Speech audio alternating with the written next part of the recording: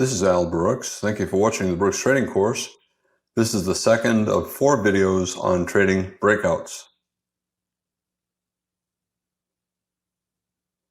Breakouts eventually evolve into channels, and once they evolve into a channel, you have to trade them like they're in a channel. Sometimes a breakout follows a trap. A trap means the market is trying to do something, and then it immediately reverses and does the opposite. And it often does so in the form of a breakout. Euro versus the dollar, 5-minute chart. Every trade is made up of 2 parts. There's a breakout phase, and then once it starts to get pullbacks, it's in a channel. And channels usually evolve into a trading range.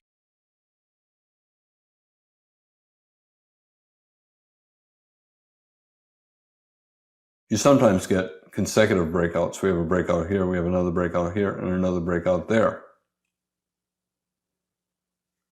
On a higher time frame chart, this is a 5-minute chart. On a 15-minute chart, this entire rally might be a single breakout with 4 or 5 consecutive bull bars and no bear bars. We have a nested breakout. This breakout has 2 smaller breakouts within it. And then when you get a pullback and the market starts to get bad follow through after bull bars, you're in a channel. It's still a bull trend. On a higher time frame chart, it's probably a breakout as well. As soon as the market enters the channel phase, you have to assume that it's going to become a trading range at some point, and traders change their style of trading. They buy pullbacks. Instead of buying closes even at new highs, they'd rather take profits above prior highs and look to buy pullbacks. 75% of the time when you enter a channel, you'll get a bear breakout below the bull channel and you'll start to enter a trading range. 25% of the time, you'll get a bull breakout above the bull channel and another breakout, and then you start the market cycle over again. Breakout, pullback, and then channel, and then look for a trading range. As soon as you're starting to get pullbacks, the breakout has ended and the channel phase has begun. Is this the start of the channel? It could have been, but we get another breakout, and now we have pullbacks, another breakout, but I would say that the channel began here. We have a couple legs down, a lot of overlap.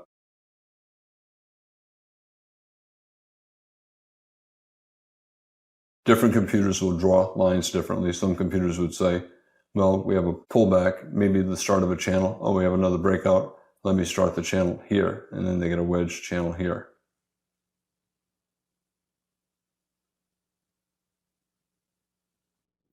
I'm always looking for a sign that the breakout phase has ended and that the market has entered a channel.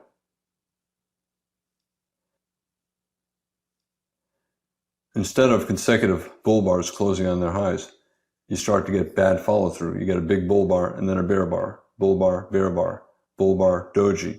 You start to get tails on the tops of bars. You start to get reversals. The bull bars start to get smaller.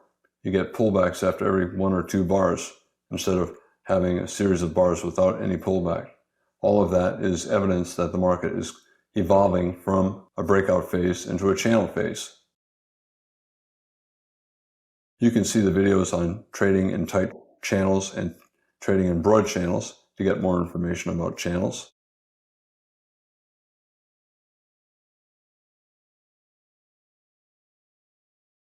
Another thing that happens in channels is that bears start selling at prior highs. They see this high, they'll place a limit order to sell at that high, and they start to scalp. If the bears can start making money selling above prior highs, that is another sign that the market's in a channel, and it's also a sign that the market might soon transition into a trading range. For example, a bear selling at this high gets filled here, he takes his profit 10 pips lower. This is 10 pips below that entry price. Bears starting to make money, that's usually a sign that the channel is weakening and the market might be entering a trading range. The bear scalpers, they sometimes have to scale in, sell here, sell more 10 pips higher. And as the bull trend weakens, the bear scalpers get profits faster and faster and faster.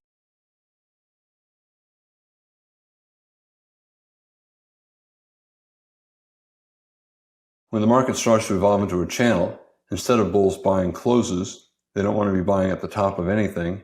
They prefer instead to buy pullbacks.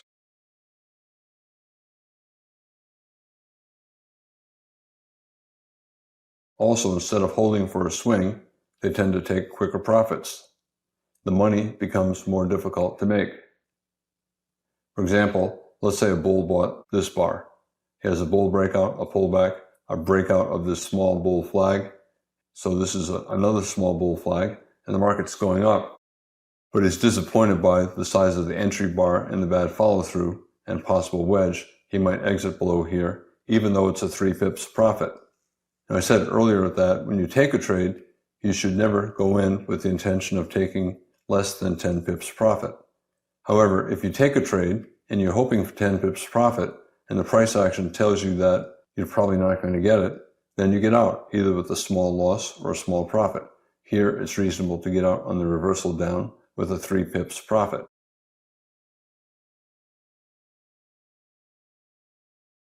After the bears start to make money selling with limit orders, they start to get more aggressive, and some will even start selling with stop orders. For example, on this reversal down.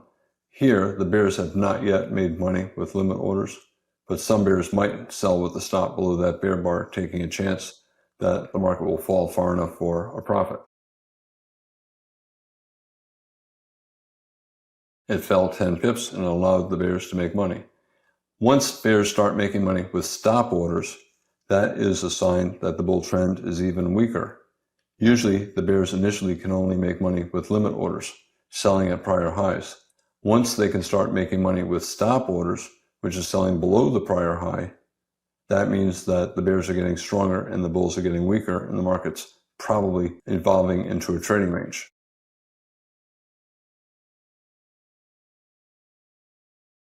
A breakout often comes after the market tries to do something and fails, and then does the opposite. It breaks out in the opposite direction.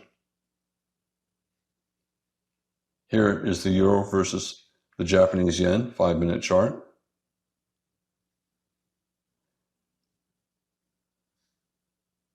The market sold off pretty strongly, and then has a weak rally. You can call it a low 2 bear flag, low 1, pullback, low 2, a decent sell signal bar.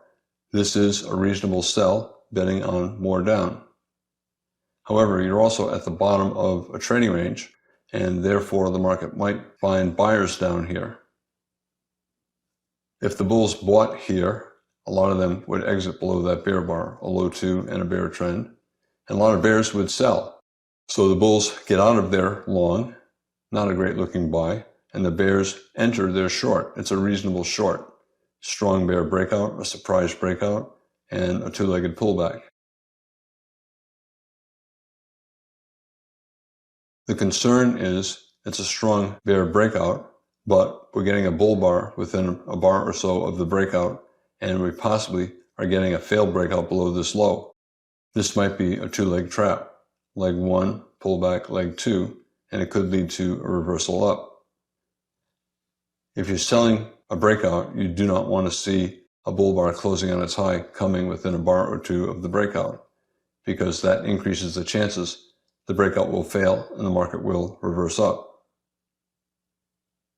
Reasonable to take the short, bear breakout, low 2 bear flag, a pullback from the breakout below that low.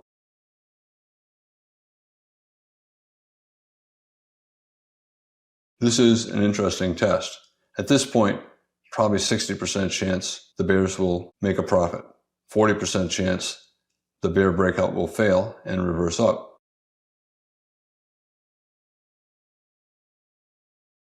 And that's what happened. The bears took that sell, and then immediately we got a bull reversal bar, a big bull bar, closing at the high. And this looks like it's probably a bull breakout above a bear flag. We have a bear trend, a low 2 bear flag, a decent sell signal bar, and then the bar right after entry, we got a fairly big bull bar. And now we're getting 3 consecutive bull bars. And then the final bears gave up here.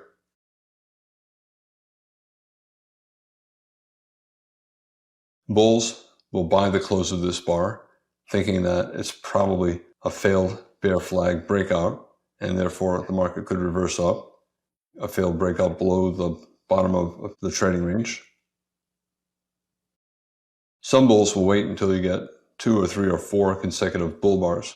When you have small bull bars like this, a lot of bulls will wait until 3 or 4 bull closes like that and then conclude the market's becoming always in long, and they'll buy the close.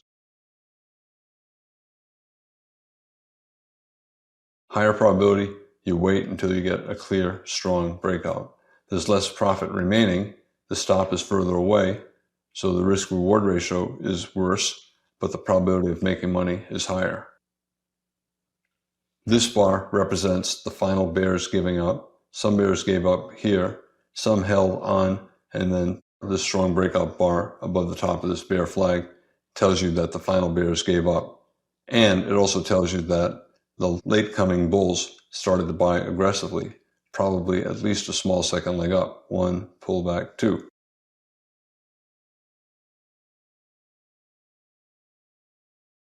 Decent breakout, 60% chance of at least 2 legs up, 1 pullback 2, and some kind of a measured move up.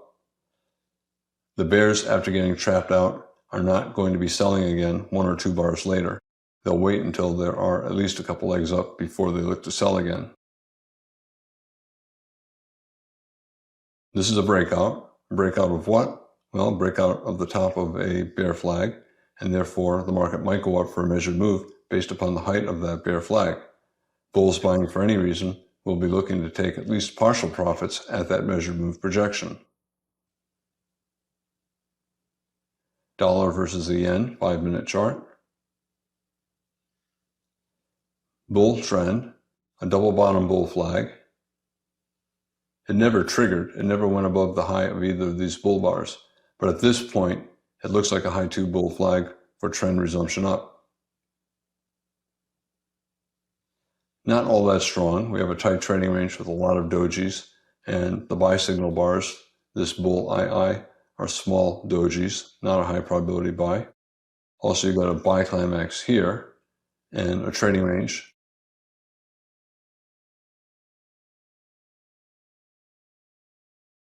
Now, what do? The buy never triggered, and it looks like instead we're breaking below the bottom of this attempt at a double bottom. Is this enough bars for a major trend reversal? No. We went down for about 5 or 6 bars. Usually you need 5 or 10, and we rallied for, again, about 6 bars, and they're also very small. Usually you need 10, and therefore this is a minor reversal, sell, probably leading to a trading range or a bull flag. However, any minor reversal sometimes can have a very strong breakout and lead to a major trend reversal.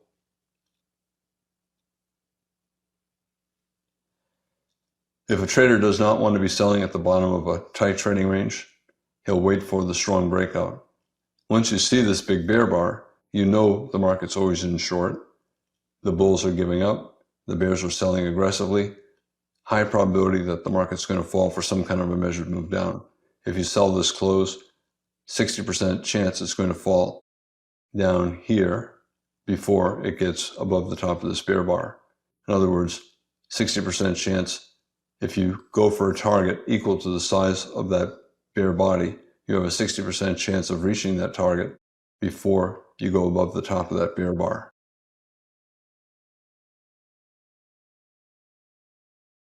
Some traders who prefer high probability will take this trade. Where's their stop? Here. And the bears who sold below here, their stop is either here or maybe even here. They sold early, lower probability of success, but lower risk, so better risk reward. The ones who sold here, higher probability of making money, but worse risk reward. There's less profit remaining, and the risk is bigger. The stop is further away. Both are reasonable. 5-minute chart, dollar versus the yen. The bears have a sell climax, a huge bear breakout with terrible follow-through, and now a second attempt to reverse up, a bull bar. Some bulls will buy above the high of this bull bar, betting that this is a micro double bottom and a failed bear breakout, and maybe we'll get a couple legs up, 1 pullback 2, or 1, pullback 2. Although I'm not showing it here, this is a break below the low of a 6-month trading range. This was a sell vacuum test of the bottom of the range, and we reversed up, big tail, and then the follow-through bar has a bull body. We have an II, we get the bear breakout, it failed, and now we are reversing up.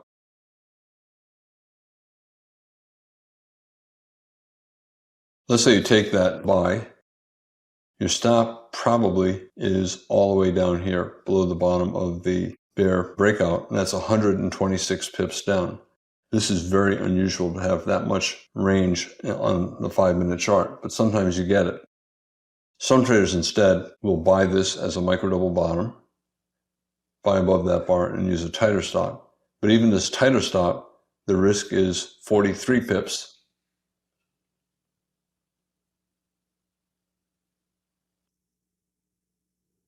If you typically risk about 20 pips on your trading, and now your stop choices are 40 pips or 100 pips, you only take the buy if you can use the appropriate stop. And that means you have to trade smaller.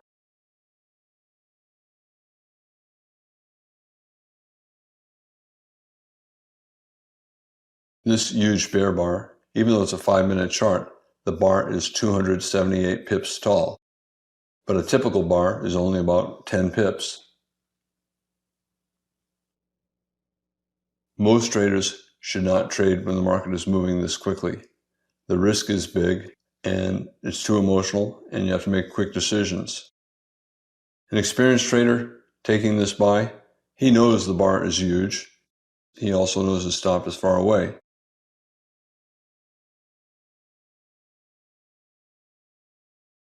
One of the nice things about Forex markets is that you can place orders of any size, which means you can trade much smaller than you typically trade.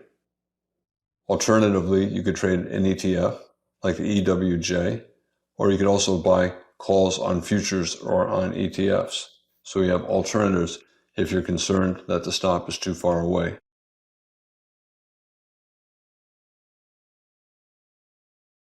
I began by saying how breakouts eventually have pullbacks and then enter channels. And once it does enter a channel, traders are more interested in buying pullbacks and taking partial profits at new highs, instead of simply buying at any time, including at new highs.